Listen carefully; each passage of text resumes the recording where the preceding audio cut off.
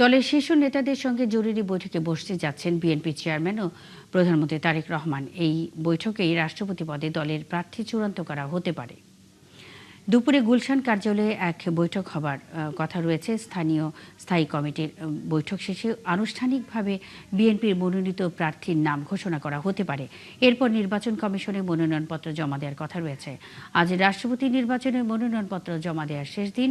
এর আগে গত রবিবার প্রধান নির্বাচন কর্মকর্তার কার্যালয় থেকে দুটি মনোনয়নপত্র সংগ্রহ করেন জাতীয় সংসদের চিফ হুইপ নুরুল ইসলাম মনি ও প্রধানমন্ত্রীর রাজনৈতিক উপদেষ্টা রুহুল কবির রিজভী। দেশের ২৩তম রাষ্ট্রপতি নির্বাচনে আগ্রহী প্রার্থীরা মনোনয়নপত্র জমা দেবেন। আজ সকাল ১০টা থেকে বিকেল ৪টা পর্যন্ত মনোনয়নপত্র জমা দেওয়া যাবে। সকালে জামায়াতের নেতৃত্বাধীন ১১ দলীয় ঐক্যের মনোনয়নপত্র জমা দেওয়ার কথা রয়েছে। এছাড়া দুপুরে জমা দেবে বিএনপি। তফসিল অনুযায়ী এসব মনোনয়নপত্র বাছাই করা হবে ১৬ আগস্ট, আর প্রার্থিতা প্রত্যাহারের শেষ দিন ১৮ আগস্ট। ভোট গ্রহণ হবে ২০ আগস্ট দুপুর ২টা থেকে বিকেল ৫টা পর্যন্ত জাতীয় সংসদ ভবনের অধিবেশন কক্ষে। প্রেসিডেন্ট নির্বাচনে ভোট দেবেন জাতীয় সংসদের ৩৪৯ জন সদস্য। চট্টগ্রাম ৪ আসনটি বর্তমানে শূন্য থাকায় মোট ভোটার ৩৪৯ জন। সাবেক চেয়ারম্যান আব্দুর রহমান খানের প্রতিহিংসায় ভবিষ্যৎ নিয়ে আশঙ্কায় এনবিআরের বহু কর্মকর্তা কর্মচারী। আন্দোলনের অজুহাতে নজিরবিহীন শাস্তির মুখে পড়েছেন অর্ধশত কর্মকর্তা। আবার তার ব্যক্তিগত প্রতিহিংসার শিকার হয়েছেন কেউ কেউ, যার প্রভাব পড়ছে রাজস্ব আদায়ে। ভুক্তভোগীদের অনেকেই আব্দুর রহমানের বিরুদ্ধে ঘুষ দুর্নীতিরও অভিযোগ এনেছেন, চেয়েছেন তদন্ত। রুহুল আমিনের রিপোর্ট। এই ব্যক্তি একটি কর অঞ্চলের সাবেক কর্মচারী। সামাজিক মর্যাদাহানির আশঙ্কায় ক্যামেরায় চেহারা দেখাতে রাজি হননি। এনবিআরের সাবেক চেয়ারম্যান আব্দুর রহমান খান যখন ডেপুটি কর কমিশনার, তখন ২ বছরের বেশি সময় ছিলেন তার অফিস সহকারী। দীর্ঘ বছর সুসম্পর্ক ছিল তাদের। ওনার সাথে এত গভীর সম্পর্ক দেখা হলে আমারে খুব আদর করতো, ই করতো। ২০২৪ সালে একটি টেলিভিশন চ্যানেলে ওই ব্যক্তির বিরুদ্ধে অবৈধ সম্পদ অর্জনের অভিযোগে খবর প্রচার হয়, যা আমলে নিয়ে আব্দুর রহমান তাকে চাকরিচ্যুত করেন। আমার কমিশনার উনি ফোর্স দিয়ে আমারে সাসপেন্ড করাইছে। দুর্নীতির অভিযোগে অধীনস্থদের চাকরিচ্যুত করা আব্দুর রহমান কি দুর্নীতিমুক্ত? তার সাবেক এই সহকারী জানান, আর ১০ জন অফিসারের মতোই আব্দুর রহমানও নিয়মিত ঘুষ খেতেন। সবাই মনে করেন যেইভাবে ট্যাক্স অফিসে যেভাবে ই করে ওইভাবে উনিও করছে। এখন উনি পরে তো মনে করেন প্রমোশন হওয়ার পর উনি ওনার দেখায় যে আমি খুব দুধা দোয়া।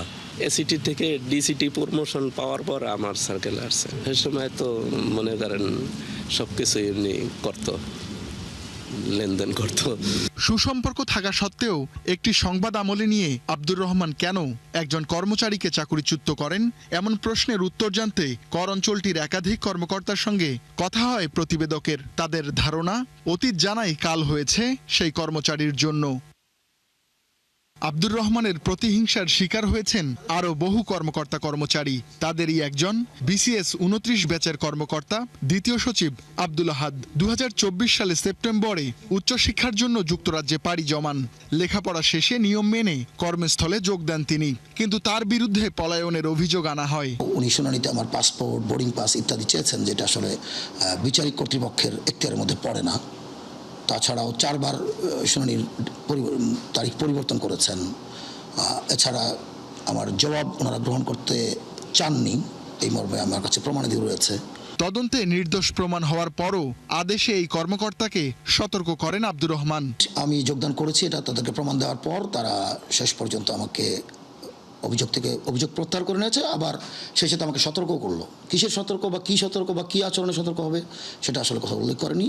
এবং এই সতর্ক হওয়ার ব্যাপারটি আমার কাছে মনে হচ্ছে ব্যক্তিগত প্রতিহিংসা পরায়ণতা থেকে। জাতীয় রাজস্ব বোর্ড থেকে পত্র দিয়ে অভ্যন্তরীণ সম্পদ বিভাগকে জানানো হয় যে আমি প্রমোশনের জন্য এলিজিবল বা পদোন্নতি আমি পেতেই পারি।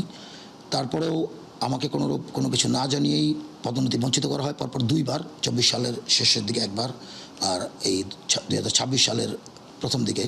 কাস্টমসের একজন ডেপুটি কমিশনার লিয়েনে ছিলেন জেনেভায় ওয়ার্ল্ড কাস্টমস অর্গানাইজেশনে। এনবিআরের আন্দোলন চলাকালে সেই কর্মকর্তা জ্যেষ্ঠদের দুর্নীতি নিয়ে হোয়াটসঅ্যাপ গ্রুপে একটি পোস্ট দেন। এরপর তার লিয়েন বাতিল করেন আব্দুর রহমান। এসবের বাইরে এনবিআর পৃথকীকরণ আন্দোলনের কারণে প্রায় অর্ধশত কর্মকর্তা কর্মচারীকে শাস্তি দেন আব্দুর রহমান। বাধ্যতামূলক অবসর দেন কয়েকজন জ্যেষ্ঠ কর্মকর্তাকে। 2 জন সিনিয়রই বলেছেন যে কারো এগেইনস্টে কোনো ব্যবস্থা নেওয়া হবে না। আপনারা তো ছিলেন, তো তখন তো আপনারা তো সব কভার করছেন। এ কথা কি সঠিক না? মিডিয়াতে তারা 2 জন বলেছেন যে কারো এগেইনস্টে কোনো ব্যবস্থা নেওয়া হবে না। তারপর এত যে ব্যবস্থা নিল, 4-5 জন সিনিয়র অফিসারকে ফোর্স রিটায়ারমেন্ট দিয়েছে। এই অফিসারগুলোর ব্যাকগ্রাউন্ড খুঁজে দেখুক তো, দেখি। এবং শুধু অঙ্গীকার ভঙ্গ করেন নাই, অঙ্গীকার করে উনি নিষ্ঠুর আচরণ করেছেন। সাবেক চেয়ারম্যানের প্রতিহিংসামূলক কর্মকাণ্ডে এখনও অস্থির এনবিআর। রাজস্ব আদায়ের চেয়ে ভবিষ্যৎ নিয়েই চিন্তিত শাস্তিপ্রাপ্তরা। এনবিআর যে সমস্ত অফিসারগুলো ওই সময় আন্দোলন করেছিল, আমি শুধু এইটুকু যাব, একজন কর্মকর্তা, জুনিয়র কর্মকর্তা ভুল করতেই পারে, কিন্তু এখানে একটা জিনিস আমি খুব ভালোভাবে দেখার চেষ্টা করি, সেটা হলো যে এই ভুলটা কি উনি ওনার ব্যক্তিগত কোনো ইন্টারেস্টে করেছে কিনা। তাদেরকে সুযোগ দেওয়া উচিত যদি সংশোধন কেউ হতে চাই, এবং এই ভুলটা আমি যতটুকু জানি কেউ কার ব্যক্তিগত স্বার্থের কারণে করে নাই। আব্দুর রহমানের বিরুদ্ধে সাবেক সহকারীর ঘুষ নেয়ার তথ্য শুধুই কি অভিযোগ? আয়কর নথিতে মেলে এর প্রমাণ। নানা অসঙ্গতিতে ভরা এনবিআর এর সাবেক এই চেয়ারম্যানের কর নথি। পারিবারিক খরচ কম দেখিয়ে অবৈধ সম্পদ বৈধ করেছেন আব্দুর রহমান। ছেলে মেয়ের উচ্চশিক্ষার নামে বিদেশে পাঠিয়েছেন বিপুল পরিমাণ অর্থ। হাসনাত ইকবাল নামে এক ব্যক্তির কাছে গ্রহণ করেন ৮০ লাখ টাকা। সম্পদ গড়েছেন রাজধানীর লালমাটিয়া, ধানমন্ডি, ফার্মগেট, পূর্বাচল, বসুন্ধরা, গাজীপুর সহ বিভিন্ন স্থানে। অর্থ মন্ত্রণালয়ে বসে করতেন শেয়ার ব্যবসা। এসব বিষয়ে বক্তব্য জানতে যোগাযোগ করা হলেও সাড়া দেননি আব্দুর রহমান খান। রুহুল আমিন, ৭১, ঢাকা। বিদ্যুৎ সাশ্রয়ে দেশের সব বিপণী বিতান, মার্কেট ও দোকানপাট বেলা ১১টায় শুরু হয়ে রাত ৮টায় বন্ধের নির্দেশ দিয়েছে সরকার। একই সাথে সন্ধ্যা ৭টার মধ্যে সব ধরনের আলোকিত বিলবোর্ড বন্ধ করতে হবে। বুধবার সন্ধ্যায় বিদ্যুৎ, জ্বালানি ও খনিজ সম্পদ মন্ত্রণালয় এক বিজ্ঞপ্তিতে এসব আদেশ দেয়। এছাড়া দেশের বিভিন্ন স্থানে চলমান বাণিজ্য মেলা ও সাংস্কৃতিক অনুষ্ঠান রাত ৮টার মধ্যে শেষ করার নির্দেশনা দেওয়া হয়েছে। তবে হাসপাতাল, ওষুধ, খাবারের দোকান সহ জরুরি সেবাগুলো এই নির্দেশনার আওতামুক্ত থাকবে। দর্শক, চলছে সংবাদ সংযোগ। সরাসরি সংবাদ অনুষ্ঠান দেখতে চোখ রাখুন ৭১-এর ফেসবুক পেজে এবং সাবস্ক্রাইব করুন ৭১-এর ইউটিউব চ্যানেল। থাকুন ৭১-এর সাথে।